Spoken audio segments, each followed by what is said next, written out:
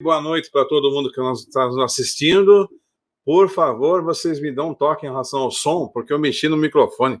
Eu fiquei meio preocupado dele estar ou não com volume bom com vocês aí. Eu estava olhando ali, né, a lista das pessoas que estão plugadas aqui no YouTube, e a Fernanda eu conheço sim, viu? Pode ficar tranquilo com isso. A Fernanda é a nossa filha aqui na fé também, está lá com o Carlos Alberto. O Carlos Alberto cantou, aí o Wesley vai se lembrar, cantou quando eu fiz a Semana de Oração, aí em Carapicuíba, cantou com a gente lá também, tá? Mandou um abraço para todos eles que estão nos assistindo aqui, que Deus abençoe. A todos que estão assistindo, que Deus abençoe. Quero lembrá-los uma coisinha, se vocês fizeram ou não. Vocês se lembraram de, antes de dormir, ontem, antes de dormir, você agradecer a Deus alguma bênção? Né? Vocês lembraram disso? Então, repita hoje também. Vamos chegar ao final de semana sempre agradecendo. E o assunto de hoje é um assunto muito interessante, porque o assunto fala justamente sobre essa questão de oração. Fala justamente dessa questão da confiança na oração, como Jesus orou e tudo mais. É um dos momentos que eu acho mais impactantes na vida de Cristo. E para ilustrar um pouquinho a programação aqui, a nossa programação, vou trazer uma história aqui. A história acompanha aqui o nosso material, mas uma história muito interessante, né? Um pai levou o filho para um desses supermercados grandes, uma loja de departamento, tudo mais, levou o filho para passear ali e tal. Eles começaram a olhar, caminharam ali pelos departamentos, brincaram, tudo mais. E o filho, na hora de ir embora, o filho, lógico, né, passou pelo departamento ali, pelo local onde tinha os doces, né? Toda criança faz assim, até a minha criança de 20 anos faz isso ainda, né? Traz um doce, tá? Então, quando eles estavam olhando os doces ali, pensando, tal, chegou ali o gerente, né, o gerente geral do estabelecimento, e olhou aquela criança ali, se simpatizou, falou para ela assim, olha, faz o seguinte, abre o pote aí, pode pegar, enfia a mão aí e pega o que você quer. O menino ficou parado, olhando assim, olhou para o pai ele, não, olha, pega aquilo ali, abre, pode pegar. E o menino pensando se ia encher a mão ou não, né? Olhou, e o pai olhou bem para ele assim, e ele não respondia, o menino estava sem ação, e o pai, para terminar aquele momento, o pai mesmo botou a mão no pote, pegou as balas, agradeceu, saíram, entregou para o menino e foram saindo. O menino encheu as mãos. Mas o pai ficou intrigado, falou, meu filho não é tão assim inibido, por que ele não respondeu? O filho não era inibido, o filho era inteligente, né? Foi sagaz, foi bem esperto ali. E o filho, quando o pai perguntou, por que você fica parado? O homem maluco, vai lá, põe a mão no pote, pega o que você quer. Por que você ficou parado? E ele respondeu, pai, porque a sua mão é maior que a minha. Dá para pegar mais, né? O que tem a ver isso com oração e tudo mais? Gente, tem a ver sim. Porque um fato interessante que eu quero passar para você, em tempo de angústia, em tempo de dificuldade, aprenda a colocar tudo nas mãos de Deus, nas mãos do Pai, porque as mãos dele são maiores que as nossas para resolver as coisas. Né? Uma bela lição de vida, que é aquela de se entregar, né? No momento de se entregar. Então, as mãos de Deus são maiores para resolver as coisas. Entrega para Deus. Mas não é fácil, vamos falar sobre isso. Não é fácil. É difícil a gente praticar essa entrega. Vamos lembrar o seguinte, vamos vendo aquela cronologia que sempre se faz durante a Semana Santa, né? É quarta-feira. Não hoje é quarta-feira.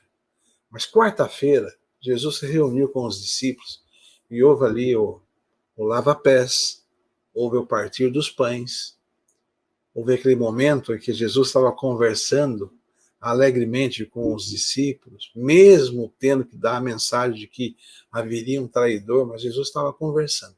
Ellen White explica sobre esses momentos que ocorreram ali, porque Ellen White escreve no livro Desejado de Todas as Nações, que é o livro que traz uma experiência de Cristo. Se você nunca leu, leia, porque o livro traz a história ali como se você estivesse assistindo acontecer. Em Ellen White, ela diz o seguinte: quando eles saíram ali para ir para o jardim do Getsemane, que foi o ponto crucial da humanidade, ela escreve no livro Desejar a Todas as Nações: em companhia dos seus discípulos, fez o Salvador vagarosamente o caminho para o jardim do Getsemane. A lua pascual, clara e cheia, brilhava no céu sem nuvens e silenciara a cidade de tendas de peregrinos. Havia muitos peregrinos que vinham, não ficavam na cidade ali, armavam suas tendas. Jesus estivera conversando animadamente com os discípulos, instruindo-os, mas ao aproximar-se do Getsemane, tornou-se estranhamente mudo.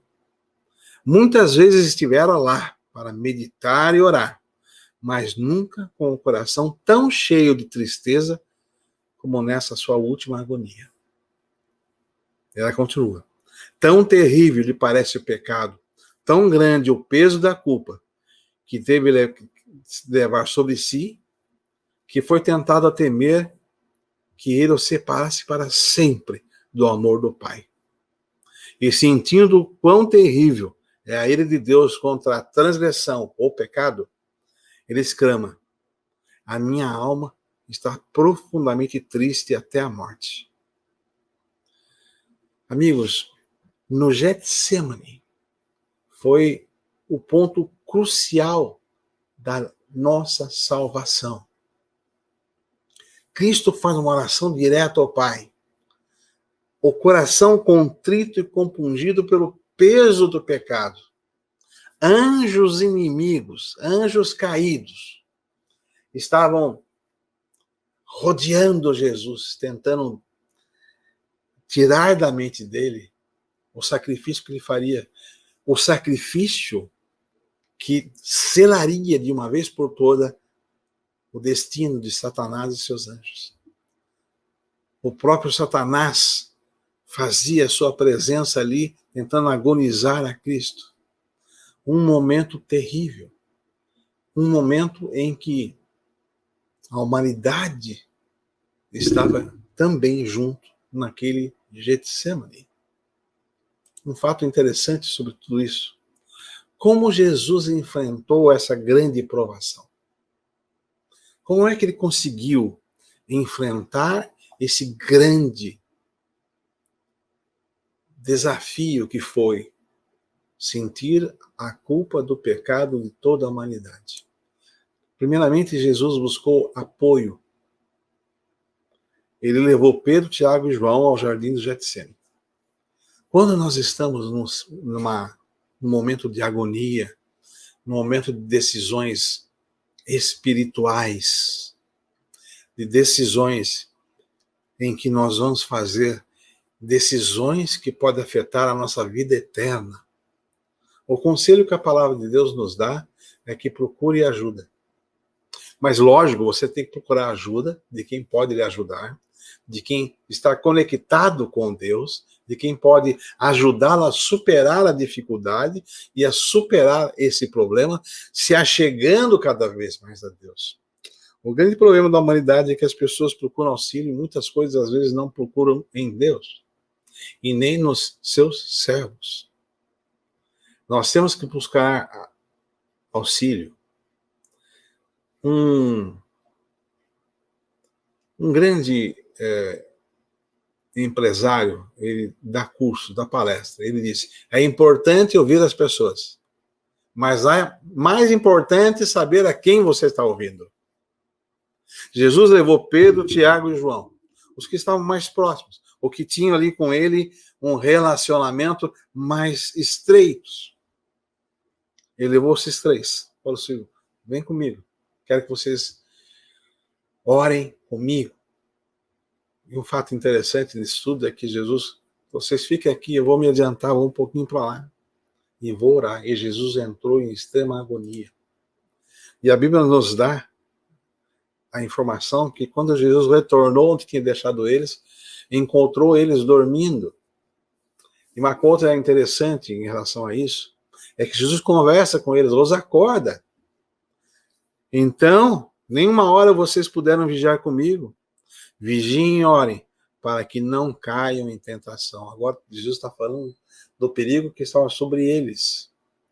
Jesus procurou nesses amigos que eles viessem ali para fazer juntos uma corrente de oração. Muito pode um justo na sua oração. Lembre-se disso. Muito pode a oração de um justo a favor de outras pessoas. Nós estamos no mundo, inclusive, para fazer uma obra importantíssima, que é a obra de intercessão. Orarmos por aqueles que nós amamos, orarmos por aqueles que a gente entra em contato, orarmos por aqueles que talvez a gente nem conheça, mas que precisem da nossa oração. E Jesus chamou esses 3 amigos, venham orar comigo, e encontrou eles dormindo. Eu acredito que foi assim decepcionante para Cristo. Você já se decepcionou alguma vez com alguma coisa que foi tão profunda em você, que marcou a sua vida? Poxa, eu me decepcionei com essas pessoas. Vou contar uma história para vocês aqui. É uma história verídica. Elas são 2 histórias, são verídicas. Um amigo meu da Embraer, eu trabalhei na Embraer durante um período, né? De 1981 até 86, se não me engano, trabalhei na Embraer. Trabalhava na área de projetos. Ali, e tinha 600 projetistas. E a Embraer acabou fechando o negócio para a produção do caça AMX, fechou parceria com 2 empresas italianas. Então vinham os italianos para ficar no Brasil, junto à área de projeto, para poder compreender as coisas, compreender os projetos brasileiros, e foram brasileiros para morar na Itália, para poder, então, interagir com os italianos. E eu presenciei a conversa de um desses nossos amigos ali da área de projeto, que foi para a Itália, e todo mundo ficava maravilhado, pô, fulano foi para a Itália, está ganhando mais, tudo mais. E ele veio trazendo as informações para a gente, e ele falou, olha, eu estou muito decepcionado, porque nós fomos, a gente tenta interagir com eles não dão bola para a gente. O pessoal brasileiro de um lado, os italianos do outro, eles não são assim calorosos como nós somos aqui no Brasil. Nós abraçamos todos eles aqui, comida para sair, comida para casa, comida para... Eles são diferentes. E eu vou contar uma história para vocês. Era aniversário do meu filho e eu pensei, puxa, eu vou convidar todo mundo da sessão, umas 40 pessoas e suas famílias. Aí ele ficou pensando, poxa, o que eu faço? Eu falei, vou arrumar um local. E então alugou ali um salão, não é salão, era uma área de esportes. Ele alugou, acertou o horário com o pessoal e tudo mais. Agora ele pensou, agora o que eu vou fazer? Bom, vou fazer o que tradicionalmente faz no Brasil, que todo mundo adora. Nós vamos ter a comida para as crianças, os bolos, os doces, tudo mais, mas nós vamos ter um grande churrasco. Aí outro brasileiro falou assim, mas churrasco, cara, mas aqui a carne tão cara. Ele falou assim, não tem problema, é aniversário do meu filho, e eu quero trazer toda a sessão, todos os amigos de sessão, todos os italianadas lá com as suas famílias. E ele saiu distribuindo um convite para todo mundo recebeu o convite, sorria e tal. E ele foi, comprou tudo que precisava para fazer o grande churrasco, enfeitar o local, a esposa fez o melhor para trazer os docinhos, tudo mais, montaram, e no dia, e ele conta, no dia, deu a hora, domingo, às 4 da tarde, e ele ficou aguardando vir as pessoas. Aí de longe ele viu lá, tá vindo, um amigo meu brasileiro, tá vindo para cá. O outro brasileiro tá vindo para cá. Umas 3, 4 pessoas. E eles retardaram o horário, aguardaram. Quando a esposa disse, meu bem, não vai vir ninguém. Ninguém vem lá da sua sessão. E ele disse que mais emocionou o coração dele foi ver o filho dele encostado lá no fundo, chorando, porque não tinha um amiguinho. Não veio um amiguinho. Nenhum filho de funcionário, não veio ninguém. Então, essa história marcou muito o coração dele. Ele se decepcionou. Eu sei o que é isso. Eu já passei isso também. De a gente montar uma grande festa e não aparecer as pessoas que a gente convidou. Então eu sei que ele sentiu, porque eu senti.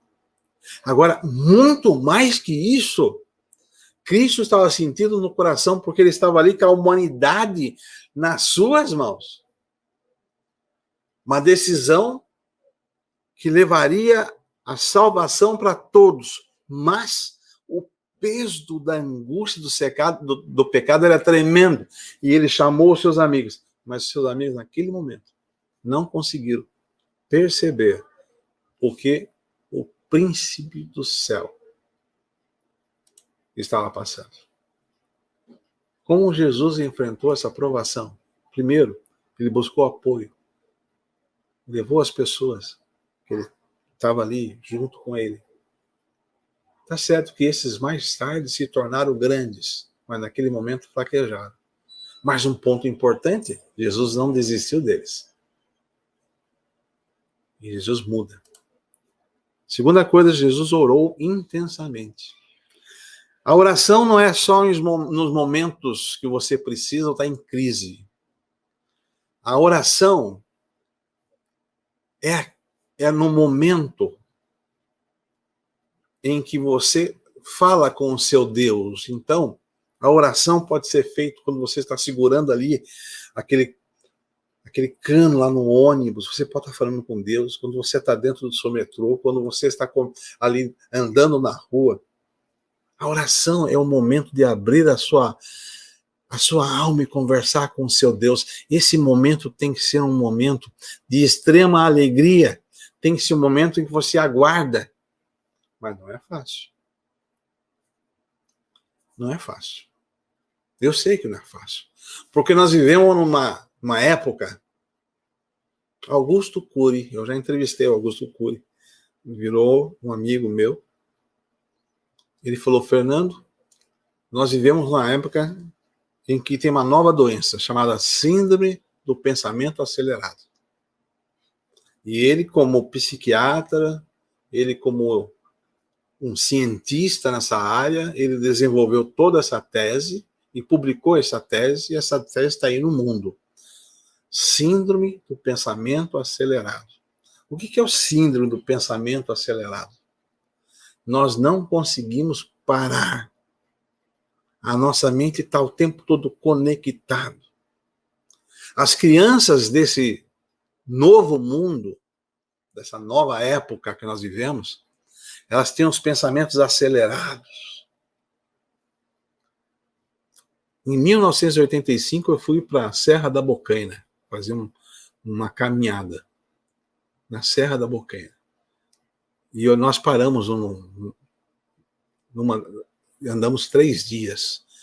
Nós paramos na casa de uma pessoa que morava lá na Serra da Bocaina, Mata Virgem. É uma casinha aqui, 10 quilômetros da casa de outro, Mata Virgem. O homem vivia sem luz elétrica, o filho que estava com ele não sabia o que era prédio, nunca tinha visto casa. E às 7 da noite, todo mundo foi dormir. Que desespero eu tive. Mente minha já estava acelerada. Como, senhor, às 7 da noite, eu vou deitar e eu vou dormir. E ainda por cima nós deitamos. Ele dividiu, a esposa dele com os demais filhos estavam em Jacareí, era uma coisa assim. Quando ele ficou sabendo de Jacareí, ele abriu as portas. E aí aconteceu uma coisa interessante, ele pegou, nos recebeu ali, ficamos lá, mas 7 da noite, ele falou: olha, já vou me retirar. Eu sofri aquela noite. Não porque o chão era duro, porque eu dormi no chão. Não porque a porta, que é feditava, com um monte de vão ventava, frio lá dentro, não. Eu dormi muito tarde, fiquei muito tempo acordado. Síndrome do pensamento acelerado. Hoje, às vezes, a gente não consegue ficar 5 minutos orando.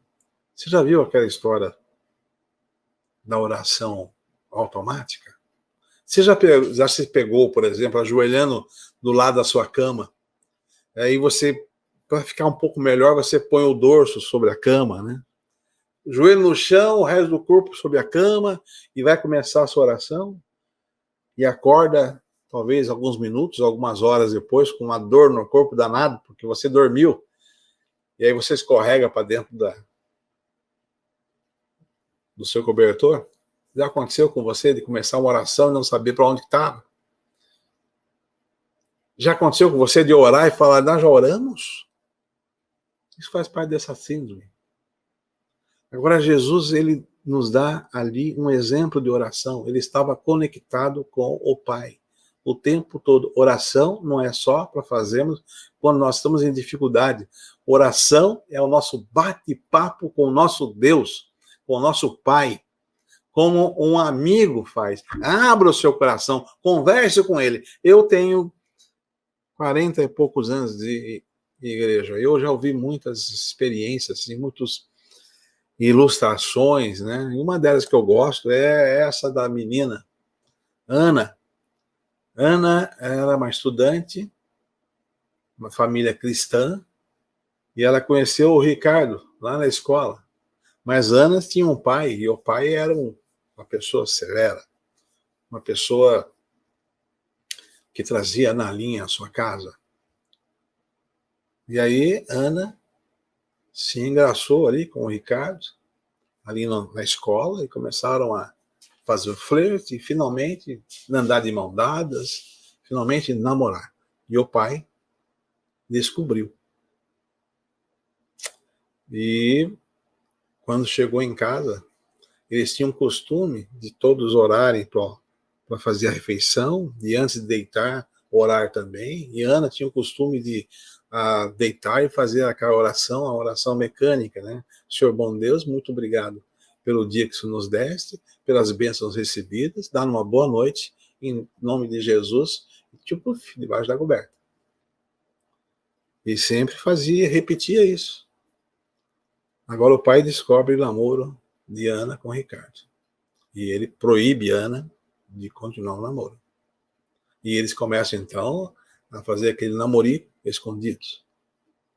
E ela chega em casa, e o pai, e aí, como é que tá a boca?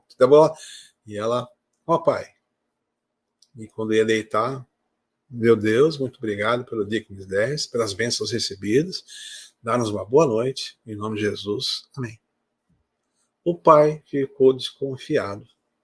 E um dia, o pai ficou de campana na escola e viu como quando Ana saiu de mão dadas com o Ricardo. Os amigos tudo saindo, tudo andando junto, e eles vieram de mão dadas. E o pai saltou do carro, parou na frente dos dois e chamou a atenção fortemente de Ana, que as amigas olharam. O rapaz ficou sem saber o que fazer, mandou o rapaz embora, pegou a Ana, enfiou no carro, e ela chorando pela vergonha que passou. Chegaram em casa, ela subiu para o quarto, não desceu para a janta. E agora está na hora de dormir. E ela se ajoelha. Senhor, muito obrigado pelo dia, nos deve pelas bênçãos. E ela para. E ela pensa. E ela fala assim, Senhor, eu não posso agradecer hoje pelo dia, porque foi horrível. Meu pai me fez passar vergonha. Meu pai me proibiu de ver a pessoa que eu gosto. Eu não vi bênção nenhuma, meu pai. Desculpe. Eu não posso te agradecer porque tive bênçãos, e nem agradecer pelo dia. Eu só posso te pedir que o senhor me ajude a dormir. Entrou debaixo da coberta e foi dormir. Qual foi o dia que Ana orou na vida dela? Foi o dia que ela abriu o coração e falou com o Deus. Com o coração aberto, como falasse a um amigo. Ela não chamou a atenção de Deus. Ela abriu o coração e disse, Senhor, eu estou com esse problema. Eu estou sentindo isso. Eu estou sentindo a incerteza. Jesus orou, pedindo para que aquele cálice passasse. Senhor, afaste de mim esse cálice. Ele é pesado. Cada um de nós tem o seu... Desculpa. Cada um de nós tem o seu cálice. Qual o tamanho do seu cálice? É uma provação, uma crise, é um namoro, é um casamento, são os negócios, é uma perseguição no trabalho, é uma doença, é um pecado não confessado. O que é um pecado não confessado? É aquele pecado que você gosta de fazer e que nós todos estamos sujeitos. Pois bem, Deus responde às orações. E Deus conversou com Jesus. Um ponto importante é que o próprio Jesus, conversando com o Pai, com o coração aberto, diz: Pai, se queres, afaste de mim esse cálice. Contudo, não se faça a minha vontade, mas a sua vontade. E quando Jesus fez isso, ele agonizou no jardim, ele foi tentado no jardim, no entanto, ele conseguiu a vitória sobre o jardim. Num jardim, um homem trouxe a maldição ao mundo. Adão lá no Éden. Num jardim, um homem, o nosso Deus, feito carne, trouxe a salvação à humanidade. Porque naquele jardim, naquele dia, naquele momento, nós fomos também julgados. Nós fomos também colocados na balança, no coração de Cristo. No coração de Cristo. Não estou dizendo de julgamento expiatório, nem estou jogando do juízo investigativo.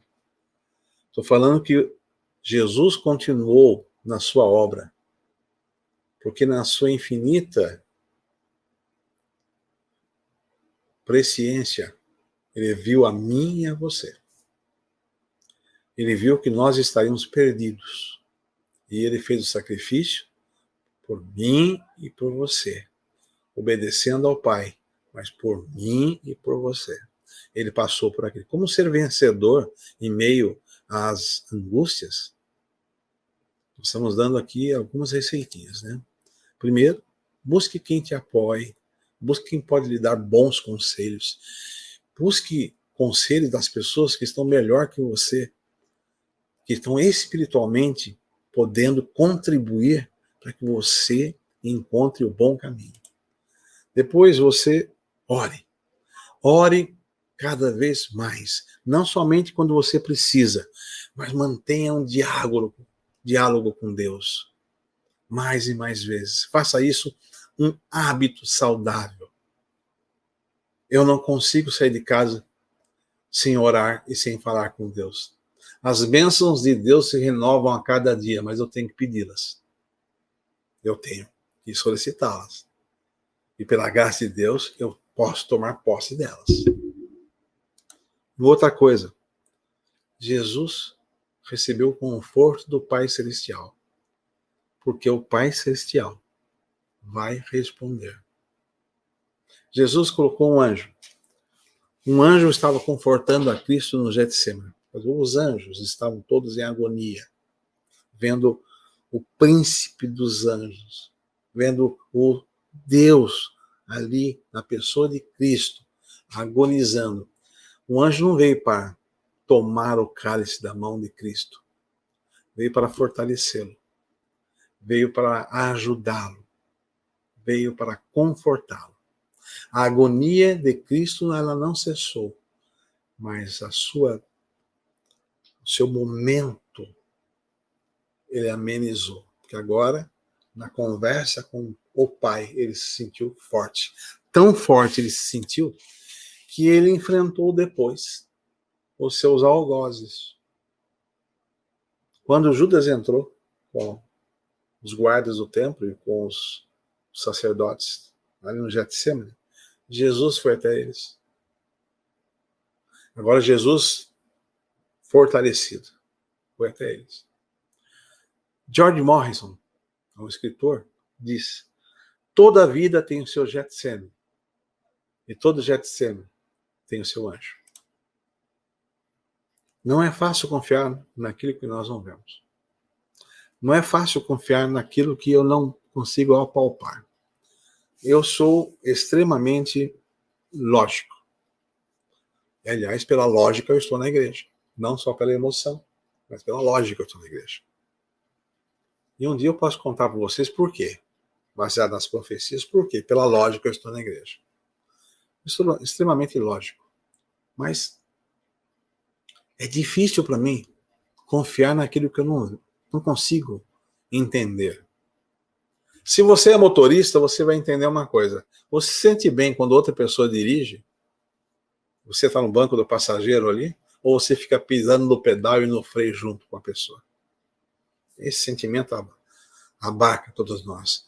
Não é fácil confiar naquilo que nós não vemos. Assim como José, após ser vendido, não sabia os planos de Deus.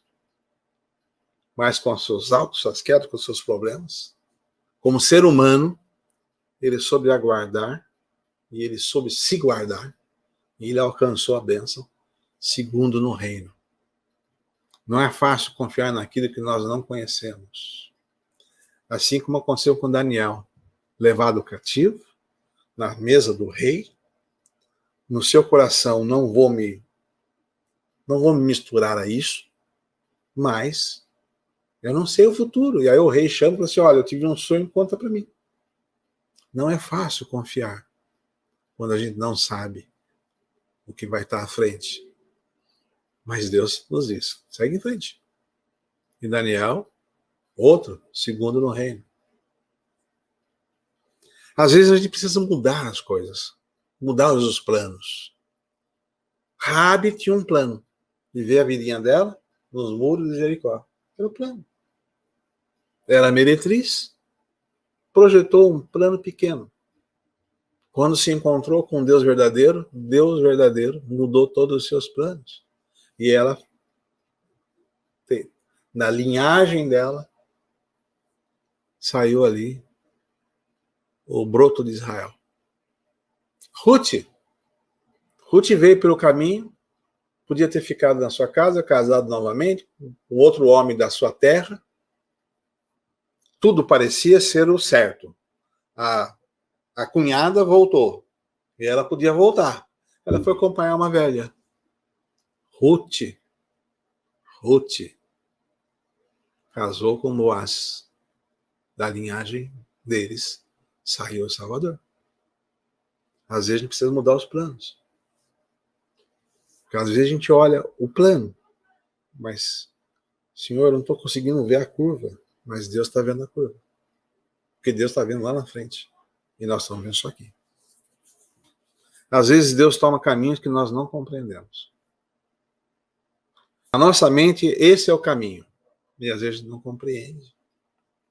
A gente não consegue saber como resolver a questão. Um relato de guerra. Durante a Segunda Guerra Mundial, que é amplamente estudada, amplamente falada, a Segunda Guerra Mundial, aconteceram muitas barbaridades. Numa carta missionária ou numa meditação, lá dos idos do ano 70, se não me engano, o meu avô, Bernardo, colecionava, então às vezes eu pegava aquelas meditações antigas para ler, e eu me lembro de ter lido essa história de duas jovens judias que foram levadas para o campo de concentração. E acontecia que os soldados daquele campo de concentração, eles pegavam as mulheres e eles usavam mulheres como escravas sexuais. Só que era quando chegaram, elas foram mandadas para um galpão que estava um pouco fora da linha dos demais.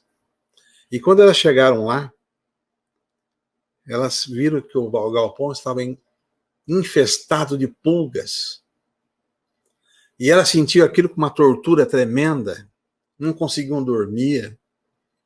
No outro dia, sempre tudo machucadas de tantas pulgas.